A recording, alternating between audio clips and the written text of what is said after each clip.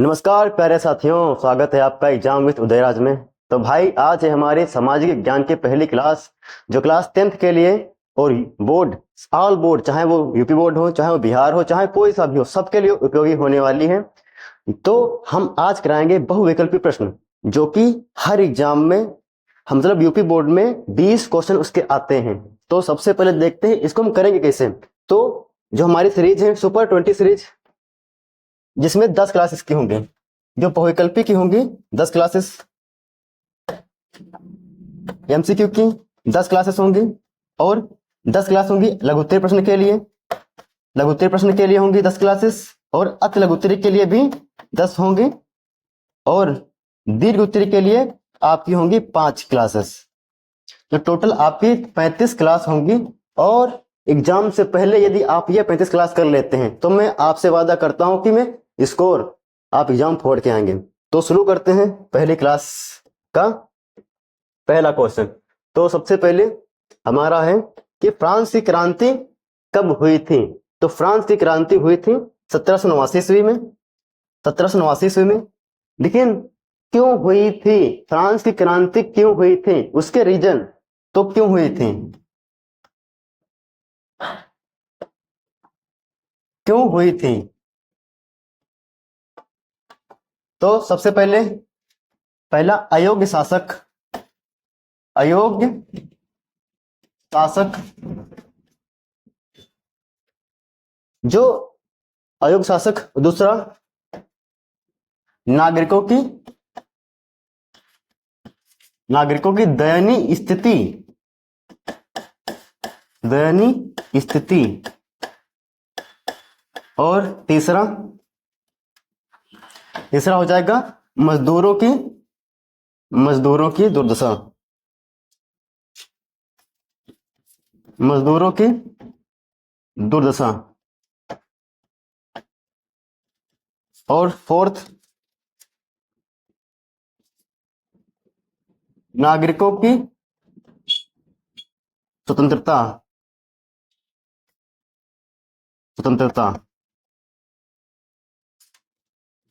ये जो वहां जब फ्रांस की क्रांति हुई उस समय फ्रांस का शासक कौन था।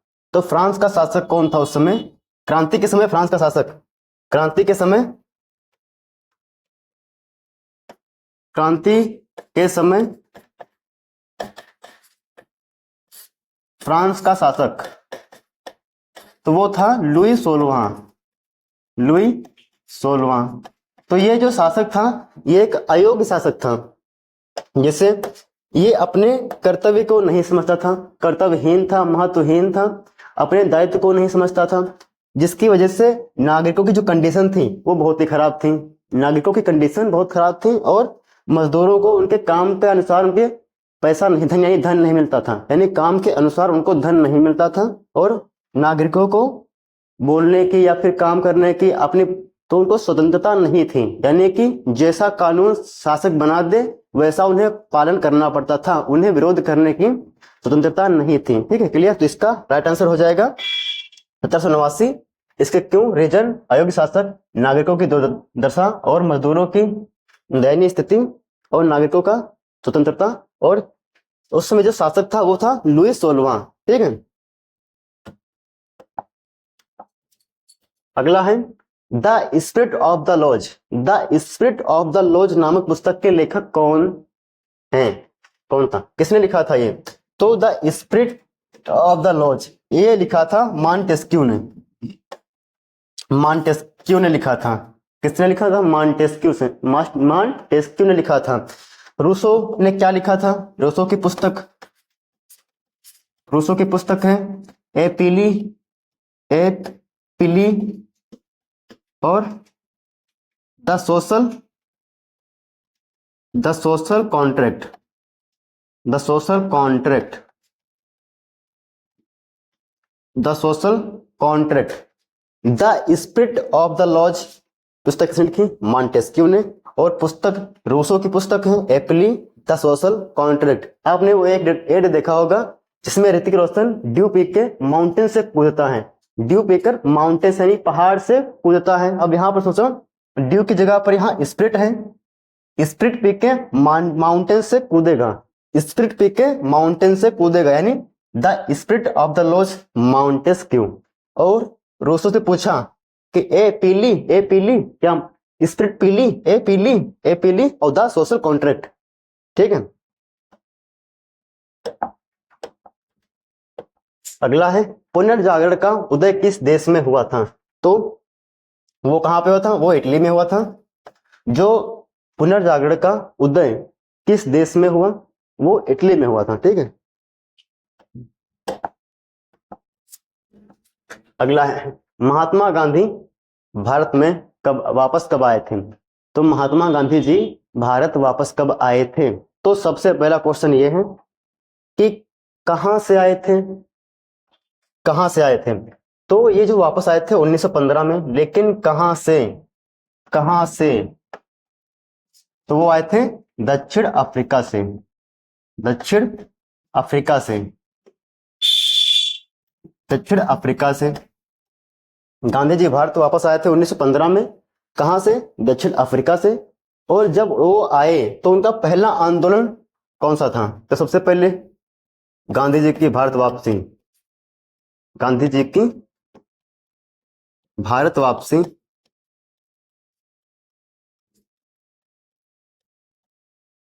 उनका पहला आंदोलन, उनका पहला आंदोलन, पहला आंदोलन कौन सा था। यहां पर आकर उन्होंने पहला आंदोलन कौन सा किया। तो सबसे पहले हम बताएं कि गांधी जी वापस कब आए थे 1915 में। कहां से वापस आए थे, वापस आए थे, वहां रहते नहीं थे, वापस वहां से आए थे। फिर वहां उनका जन्म उनका इंडिया में ही हुआ था। कहां से आए थे, दक्षिण अफ्रीका से, दक्षिण अफ्रीका से। और जब वो वापस आए तो उनका जो पहला आंदोलन था वो कौन सा था। तो उन्होंने पहला उनका आंदोलन था 1917 में किया था। कौन सा आंदोलन, नील विद्रोह, नील विद्रोह, नील विद्रोह किया था। कहां पर किया था, चंपारण, चंपारण बिहार में, चंपारण बिहार में, चंपारण बिहार में पहला आंदोलन 1917 में किया। किस लिए, नील विद्रोह, यानी नील की खेती के लिए खिलाफ आंदोलन किया। और कहां पर किया था, चंपारण बिहार में किया था। अब ये जब आंदोलन सफल रहा, जब ये आंदोलन सफल रहा तो उसके बाद उन्होंने कौन सा आंदोलन किया। तो उसके बाद दूसरा आंदोलन किया, सत्याग्रह आंदोलन, सत्याग्रह आंदोलन। कब किया था, 1918 में, 1918 में किया था। किस लिए किया था, मील मजदूरों के लिए, मील मजदूरों के लिए। कहां पर किया था, अहमदाबाद, अहमदाबाद, अहमदाबाद गुजरात, गुजरात में किया था, अहमदाबाद गुजरात में किया था।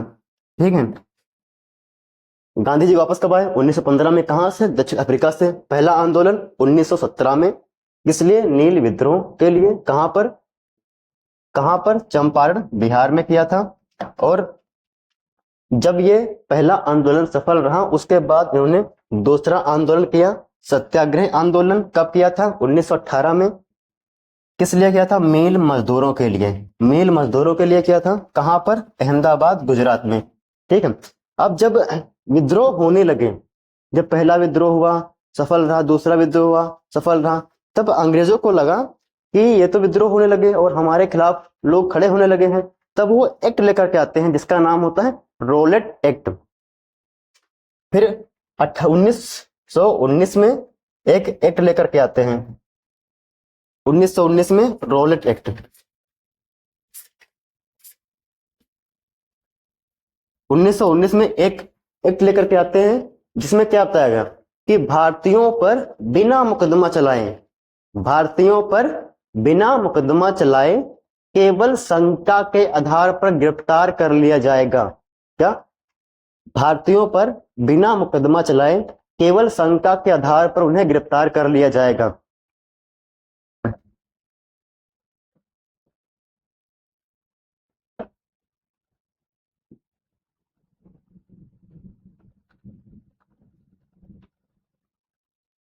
बिना मुकदमा चलाए, मुकदमा चलाए केवल शंका के आधार पर, शंका के आधार पर गिरफ्तार कर लिया जाएगा, गिरफ्तार कर लिया जाएगा, कर लिया जाएगा। ठीक है। कब आया था ये एक्ट?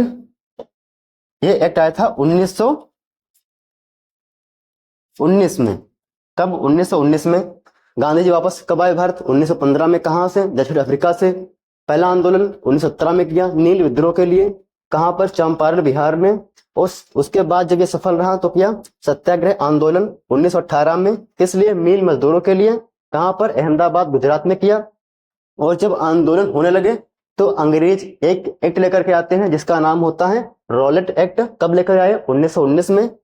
इसमें क्या बताया गया कि भारतीयों पर बिना मुकदमा चलाए केवल शंका के आधार पर गिरफ्तार कर लिया जाएगा। भारतीयों पर बिना मुकदमा चलाए केवल शंका के आधार पर गिरफ्तार कर लिया जाएगा। और ओके, क्लियर। तो यहाँ पर 1915 में वापस आए, ठीक है, और 1917 में।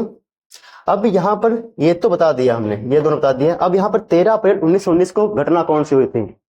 जब ये एक्ट आता है, चलो इसके बारे में आगे बताते हैं। यहाँ तक नोट जरूर बनाना भाई। एक रिक्वेस्ट है कि ये जितना भी मैं करवा रहा हूं उसके नोट्स जरूर बनाना, बहुत ही हेल्पफुल होंगे।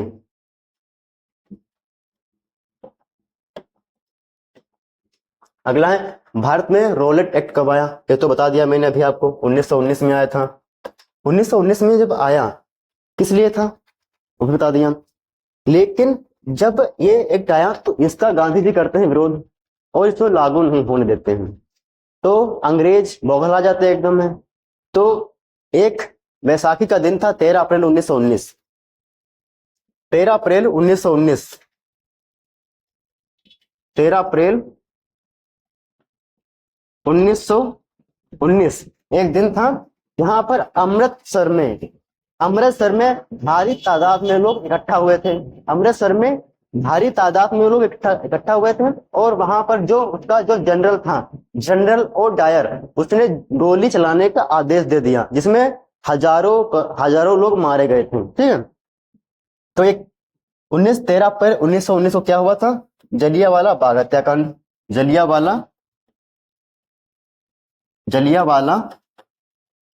बाग हत्याकांड।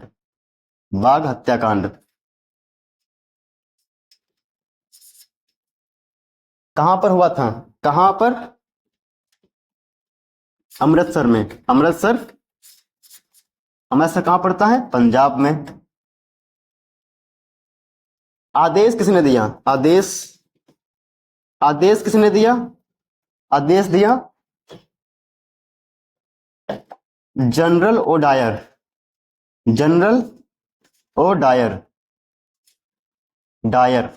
ठीक है। 13 अप्रैल 1919 को घटना होती है जलियांवाला बाग हत्याकांड। कहां पर हुई? अमृतसर, पंजाब में। आदेश किसने दिया? जनरल ओ डायर ने। ठीक है। और जब एक घटना होती है उसके बाद ये जब घटना हो जाए घटना तो एकदम से भारतीयों के मन में एक आक्रोश उत्पन्न हो गया और उन्होंने एक आंदोलन शुरू किया। मतलब गांधी जी ने एक आंदोलन शुरू किया जिसका नाम था असहयोग आंदोलन। तो 1920 में तो फिर 1920 में एक आंदोलन शुरू करते हैं इसी के विरोध में, इसके असहयोग आंदोलन।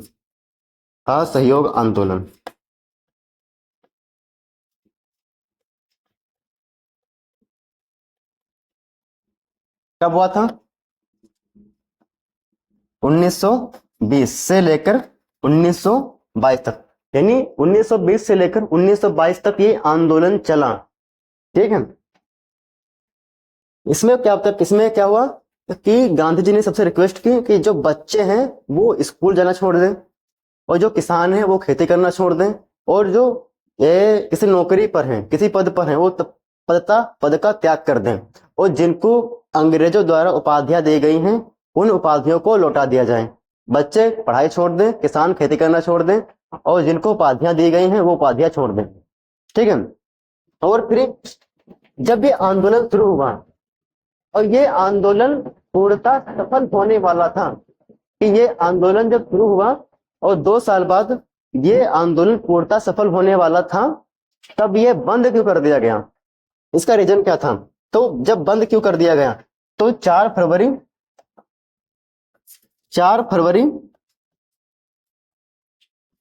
1922 4 फरवरी 1922 को एक घटना होती है जिसका नाम है चोरी चोरा कांड। चोरी चोरी चोरा कांड। 4 फरवरी 1922 को घटना होती है जिसका नाम था चोरी चोरा कांड, जिसकी वजह से असहयोग आंदोलन बंद कर दिया गया। ठीक है, तो रोलेट एक्ट कब आया? 1919 में। कर लोगे आप।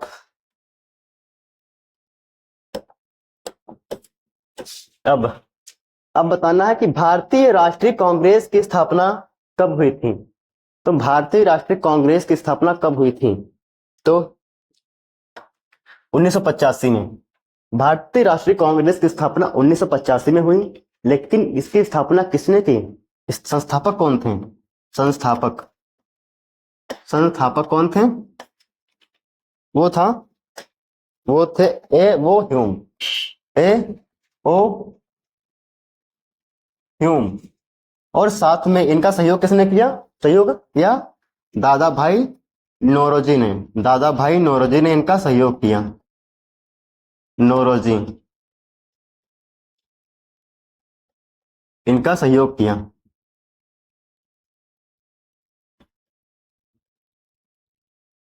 और संस्थापक हो गए। कब की गई? 1885 में संस्थापक की है, लेकिन कहाँ की गई भाई? ये भी तो आ सकता है कहां पर की गई, तो वो लिखना कहां पर की गई। कहां की गई? तो वो हो जाएगा बंबई में की गई।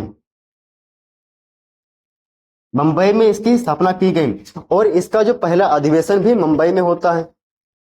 पहला अधिवेशन भी बंबई में होता है और पहले अधिवेशन का अध्यक्ष वो ह्यूम रहते हैं। पहले अधिवेशन के जो अध्यक्ष हैं वो होते वो ह्यूम। और जब सेकेंड अधिवेशन होता है 1886 में, सेकेंड अधिवेशन 1886 में जो होता है कलकत्ता में, और जिसके अध्यक्ष रहते हैं दादा भाई नौरोजी। ठीक है, नोट्स भैया जरूर बनाना। एक रिक्वेस्ट भैया, नोट्स जरूर बनाना, बहुत ही हेल्पफुल होंगे और सारे क्वेश्चन यही आएंगे। अगला है वंदे मातरम गीत के लेखक कौन थे?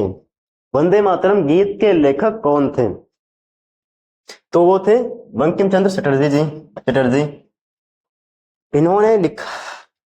और रविंद्रनाथ टैगोर जी ने क्या लिखा? इन्होंने लिखा राष्ट्रगान लिखा। जो राष्ट्रगान पहली बार कब गाया गया? उससे भी पहले प्रश्न मेरे हैं कि वंदे मातरम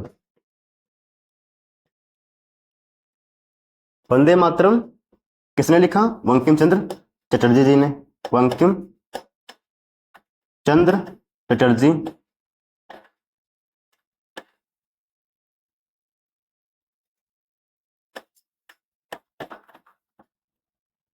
ये पहली बार वंदे मातरम पहली बार कब गाया गया?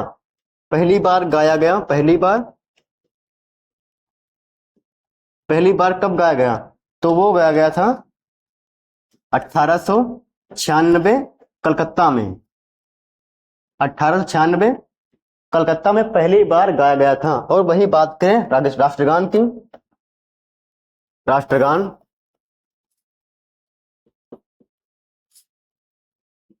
तो राष्ट्रगान किसने लिखा? रविंद्रनाथ टैगोर ने। रविंद्रनाथ टैगोर। पहली बार कब गाया गया? तो राष्ट्रगान जो है पहली बार कब गाया गया?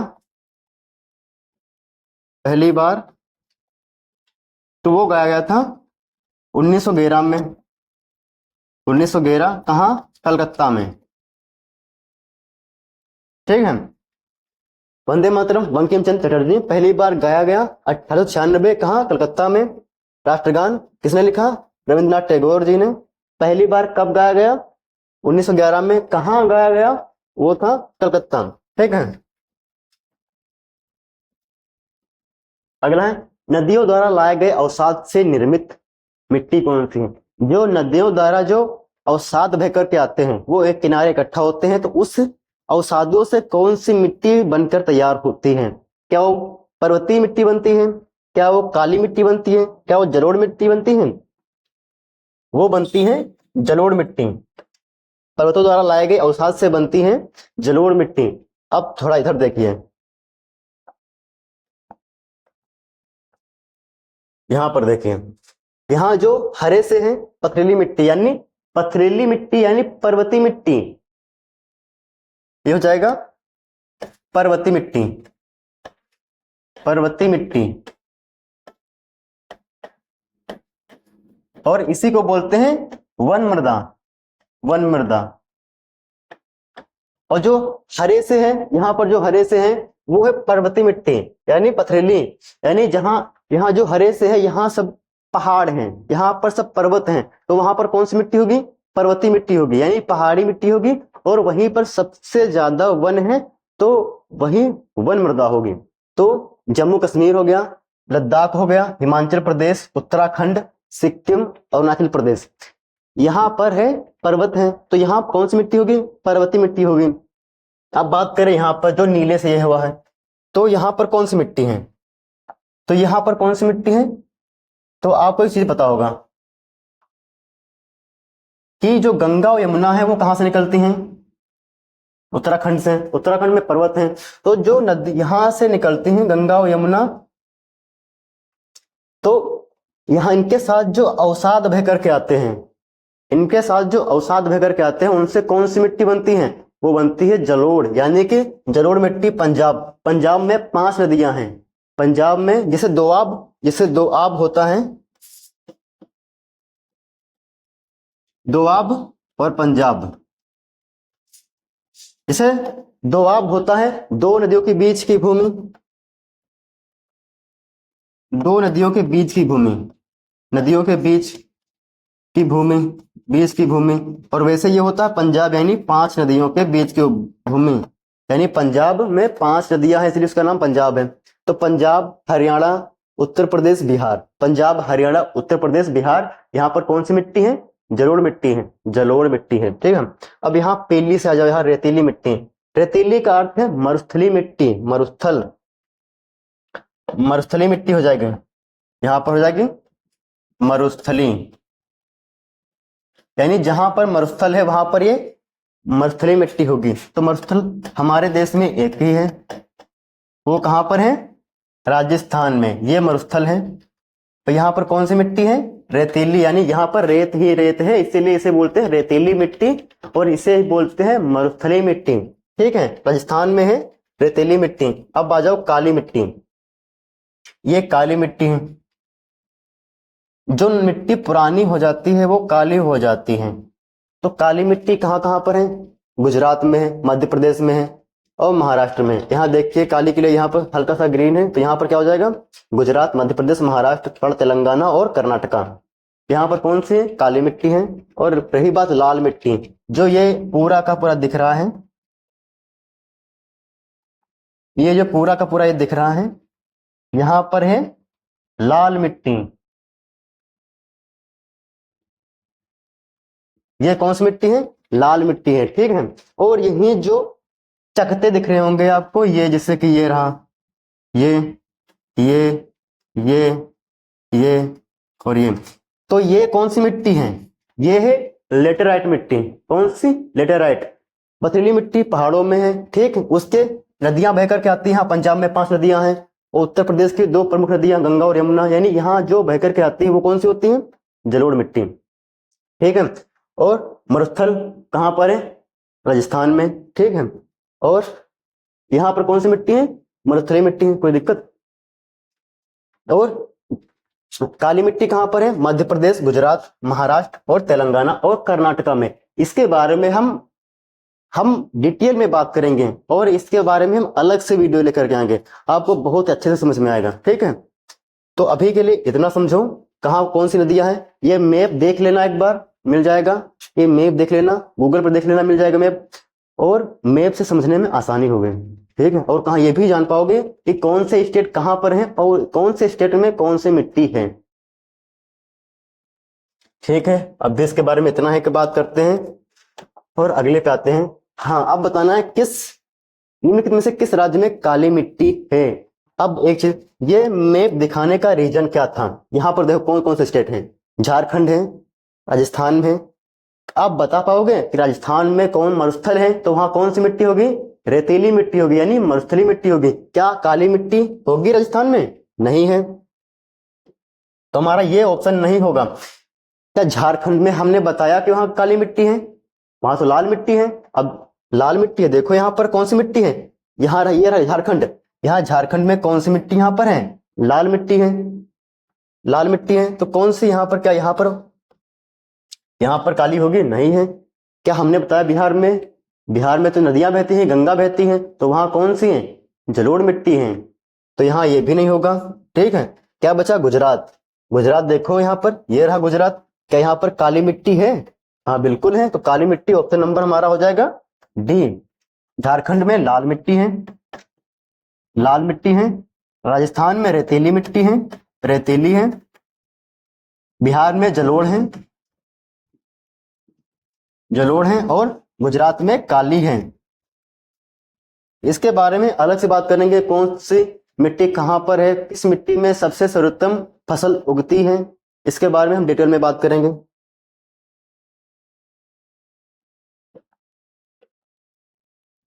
अब देखो, हिंद स्वराज पुस्तक के लेखक कौन थे, बताना है। हिंद स्वराज के पुस्तक के लेखक है महात्मा गांधी। किसने लिखी? महात्मा गांधी जी ने लिखी है। ठीक है,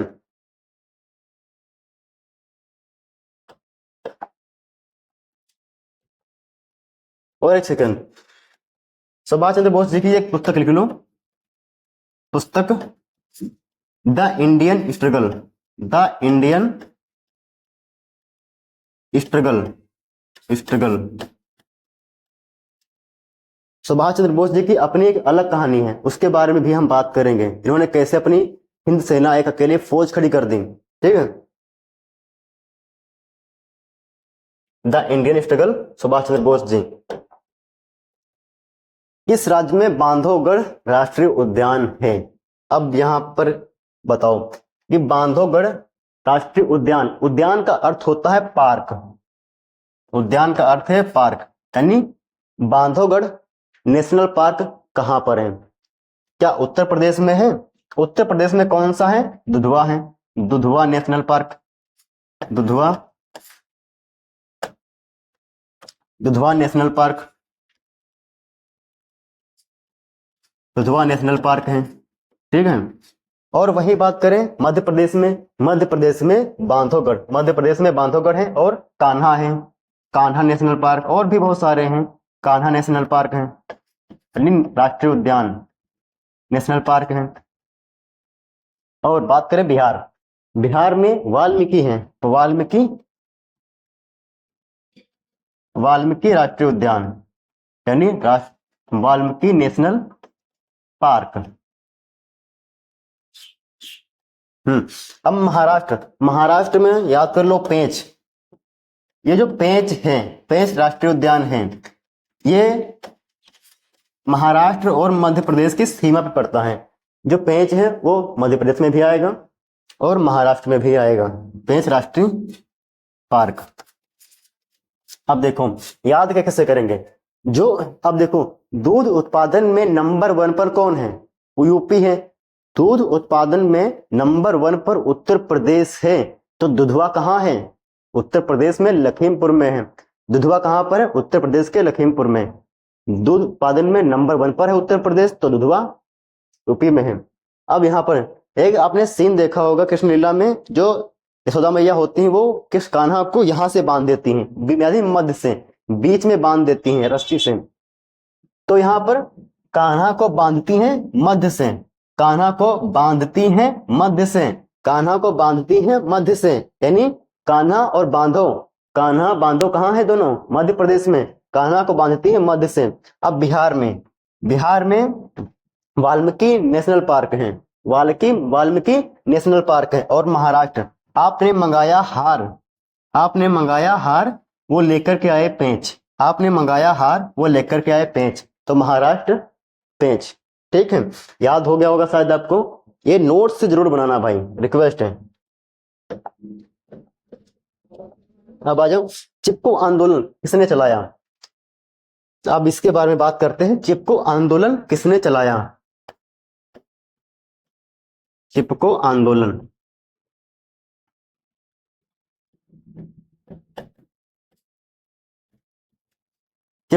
किसने चलाया? सुंदरलाल बहुगुणा ने चलाया।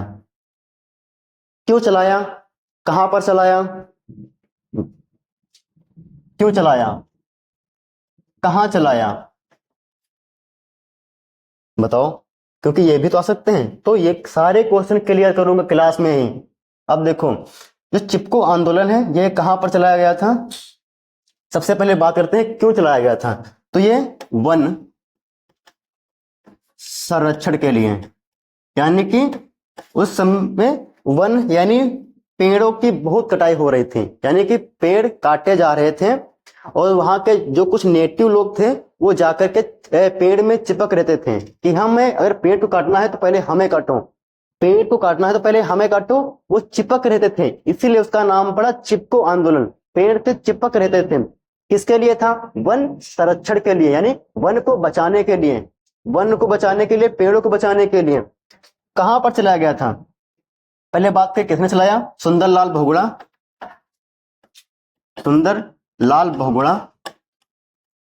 बहुगुणा और गौरी देवी ने चलाया था। और भी साथ में इनको और भी लोग थे साथ में जुड़े हुए थे। कहां पर चलाया गया था? कहां पर? प्रश्न यह है कहां पर चलाया गया। तो वो था चमोली उत्तराखंड के चमोली जिले में। उत्तराखंड के चमोली जिले में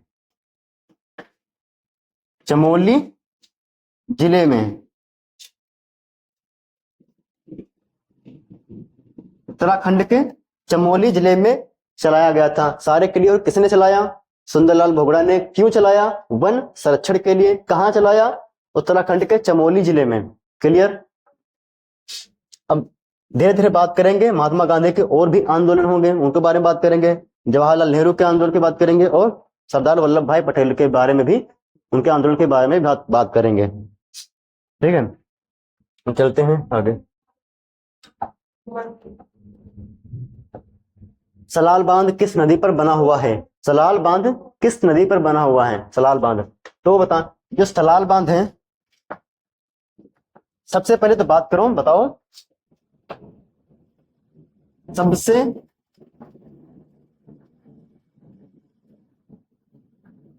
ऊंचा बांध कौन सा है? सबसे ऊंचा बांध, सबसे लंबा बांध, सबसे लंबा बांध।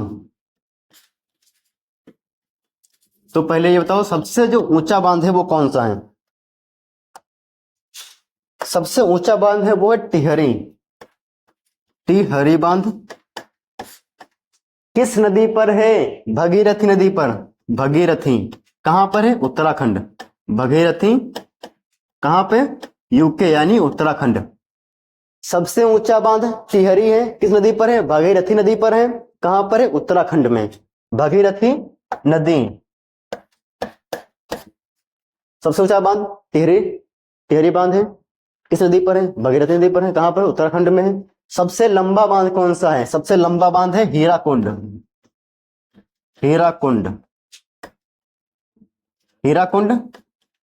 किस नदी पर है? महानदी पर है। महानदी कहां पर है? ओडिशा में है। ओडिशा।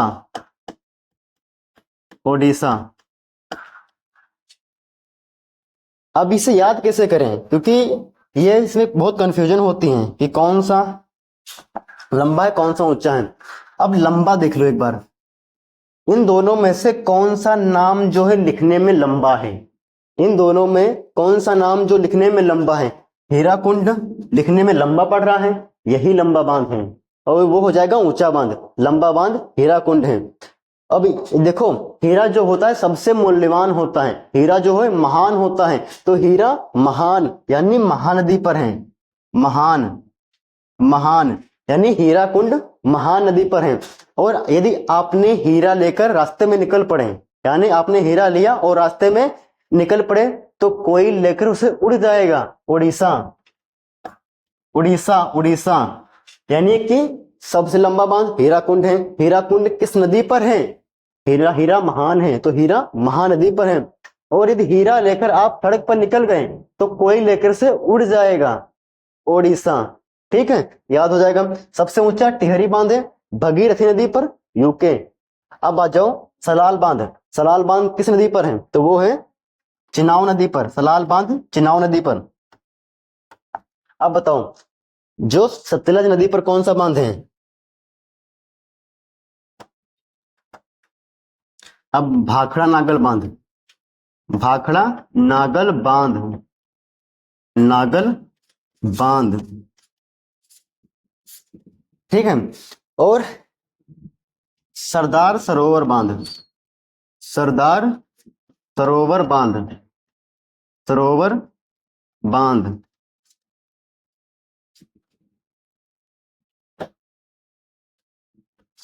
तो भाखड़ा नागल बांध जो है वो है सतलज नदी पर,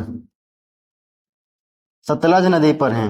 और सरदार सरोवर बांध है नर्मदा नदी पर, नर्मदा नदी पर, ठीक है। एक इसे नोट्स जरूर बनाना, इसके नोट्स जरूर बनाना। ठीक, चलते हैं अगले पे। निम्न में से कौन सी एक रबी की फसल है? तो सबसे पहले एक क्लियर करो, किस मौसम में कौन सी फसल होती है? तो गर्मियों में कौन सी होती है? गर्मियों में, बरसात में, और सर्दियों में। गर्मी में उसे बोलेंगे जायद की फसल, जायद, जायद की फसल। और बरसात में होगी खरीफ की फसल, खरीफ की फसल। और सर्दी में होगी रबी की फसल, रबी की फसल। सर्दियों में, गर्मी में जायद, बरसात में खरीफ, सर्दी में रबी। तो जो धान है ये तो बरसात में लगता है, तो कौन सी हो जाएगी? खरीफ। और दाल जो होती है वो गर्मी में हो जाती है, तो ये कौन सी हो जाएगी? जायद की फसल, जायद की। और बाजरा जो है बरसात में बोया जाता है, तो हो जाएगी खरीफ की फसल। और जो मक्का है ये सर्दी में बोया जाता है, यानी कि ये हो जाएगी रबी की फसल। तो हमसे पूछा क्या है? रबी की फसल, तो रबी की हो जाएगी मक्का। और क्लियर? ठीक है। बताओ श्रीलंका कब स्वतंत्र हुआ था? उससे पहले बताओ 1947, 1948 और 49-50। श्रीलंका कब स्वतंत्र हुआ था? ये हुआ था 1948 में। अब 15 अगस्त 1947 भारत देश आजाद हुआ, भारत स्वतंत्र, स्वतंत्र। और 48 में श्रीलंका स्वतंत्र हुआ। 49 में 26 नवंबर, नवंबर 1949 यहां पर हमारा संविधान बनकर तैयार हो गया, संविधान बनकर तैयार हो गया, संविधान बनकर तैयार, बनकर तैयार। बनने में कितना समय लगा? 2 घंटे, 2 साल,